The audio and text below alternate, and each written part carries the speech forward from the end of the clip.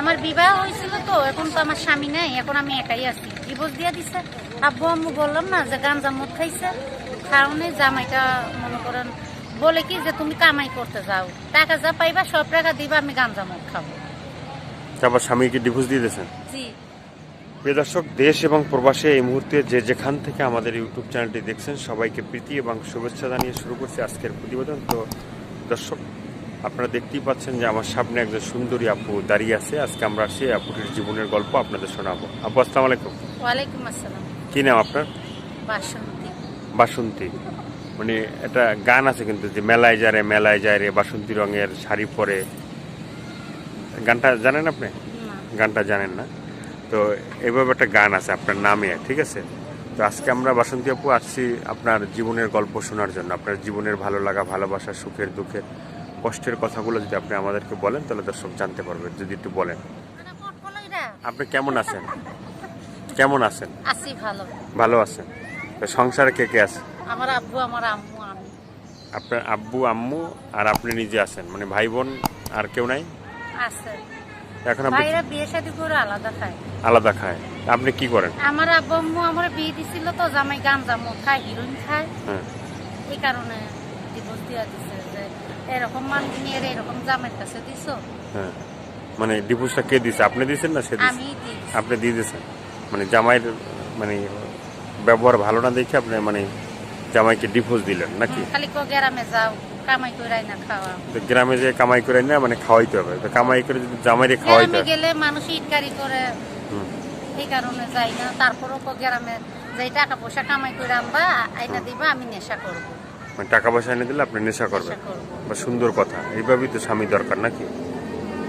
এরকম স্বামীর দরকার নেই। দরকার নাই? যে ভরণ পোষণ না দিতে পারে এই আচ্ছা, স্বামী, যে মেয়ে মানুষ ভরণ পোষণ দিব, খাওয়াইবো, ঘরের পর্দা হ্যাঁ। পর্দা পুষলে চলবো। তাকে কি এই গ্রামে পাঠিয়ে দেওয়া বলবো যে কামাই কইরা নিয়ে আসো, আমি নিশাপান করবো? না না, সেটা তো বলা যাবে না। তো এখন কি অবস্থা আছে সেটা বলেন। এখন আসি ভাই, কি করবো, বাপ মার হোটেলে খাই। বাপ মার হোটেলে যে খান, তো বাপ মার কষ্ট হয় না? তো এই যে বাপ মার হোটেলে এখন খাইতেছেন, বা এখন তো আপনার স্বামী নাই, আপনি ডিভোর্স দিতেছেন, তাহলে কি আপনি কি মানে নতুন করে কি কোনো সংসার নতুন বাঁধার করে যদি ভালো চিন্তা ভাবনা পাত্র করছেন? পাই, মানুষের সাথে হ্যাঁ। ভালো ভদ্রতা, খালি সিটের বাটপারে মনে করেন ফোন দিয়ে ডিস্টার্ব করে, মানুষের সহযোগিতা করে না, ভালো মানুষ পাশে থাকে না, ভালোর অল্প ভালো। 10টা মানুষ দেখে একটা মানুষ পাশে থাকলে, ভরণ পোষণ দিতে পারলে, দুগার ডাল ভাত খাওয়াইলে, ওইটাই আল্লাহর কাছে শুকুর, আলহামদুলিল্লাহ। তো সেটা কিভাবে, মানে কিভাবে একটা ভালো মানুষ চান সেটা বলেন। চাই পাশে মনে করেন এই যে যদি থাকে হ্যাঁ। আল্লাহর রহমতে। যদি মানে আপনার কাছে থাকে বা আল্লাহর রহমত যদি কোনো একটা ভালো মানুষ আসে, তাহলে আপনি সেভাবে একটা ভালো মানুষ নিয়ে আপনার ঘর সংসার করতে চান, এই তো? এইটাই। তো এই পৃথিবীতে তো অনেক মানুষ অনেকভাবেই আছে। পৃথিবীতে অনেক মানুষই দেখছি, কেউ ভালো কেউ মন্দ, মানুষে চাই শুধু ভালো মন্দটা নিয়েই দুনিয়াটা। হ্যাঁ। আর মানুষের সাথে যদি মানুষের প্রতারণা দেখায়, মানুষের সাথে অভদ্রতা দেখায়, সিটার বাটপারি করে, মনে করেন মানুষের টাইম পাসের জন্য কথা বলে, এটা না বললেই চলে। আর ফোন দিয়া ফালতু কথা বলে, মা বোন তো সবারই আছে, ফালতু কথা বলে লাভ আছে? যার চোখে যার ভালো লাগবো তার ভরণ পোষণ দেবো, অফার দিব, কথা বলবো, এইভাবে। আর ফোন দিয়ে যদি প্রবাসীরা ফালতু কথা বলে, তাদের কাছে নিয়ে একটাই অনুরোধ, যারা ফালতু কথার অফার নিয়ে কথা বলে তারা ফোন না দিলেই চলে। তো এই যে মানে আপনার স্বামী তো নাই, স্বামী তো ছেড়ে দিলেন, হ্যাঁ? তো যখন বিয়ে হয়েছিল ওটা কি মানে আপনার পছন্দে, না স্বামী বাপ মার পছন্দে বিয়ে হয়েছিল? বাপ মার পছন্দে বিয়ে হওয়ার পরে আপনার সংসারটা মানে টিকে নাই নাকি? এই যে গ্রামে যাও, যায় টাকা পয়সা কামাই করে আনবেন, সেটা তো আমরা খাবো, শুনলাম যে গ্রামে যাও, গ্রামে যে আপনি ইনকাম করবেন, সে বসে বসে খাবে। পয়সা খাই। এটা মানে এই মানে বর্তমান জমানায় তো নাই, আছে? নাই। মেয়েদের দিয়ে কাজ করে হেরা বসে বসে খাইব। এই যে আপনাদের ভিতরে মানে আর একটা বিয়ে করে বা এই ঘরে বসে থাকে, এটা কেন একটু বলবেন? দর্শক জানতে চায়। এটা বিয়ে করে যে কষ্ট করে মেয়েরা হেগো বসেই খাওয়াইতে চায় না দেখে, একজন ভালো না করে আবার আরেকজন বিয়ে করে। মানে একজন ভালো না আরেকজন বিয়ে করে। মানে একজনকে দেখতে ভালো লাগে না বা আরেকজনকে মানে আরেকজন দেখতে ভালো না, মনে করে এটা তো কথা শুনে না, এটা তো বলে আমি কর্ম করে খাওয়াইতে পারবো না, হ্যাঁ। এই কারণে কর্ম করবে না দেখে আরেকজন বিয়ে করে যাতে আর কি হেও নতুন নতুন জীবন যাতে আর কি শুরু করে। নতুন জীবন করে মানে এই পুরুষ মানুষের আর কি এটাই চায় 2টা 3টা বিয়ে। না কই আমরা তো চাই না যে 2টা 3টা বিয়ে করব। আমরা বলছি কি যে 2টা ডাইল ভাত খাইতে পারলে একজনই অনেক বেশি। মানে আল্লাহ তাআলা একজনকে মানে যদি পছন্দ করে বিয়ে শাদী করে বা একজনকে নিয়ে ঘর সংসার থাকে তাহলে আল্লাহ তাআলা তাকে পছন্দ করে নাকি।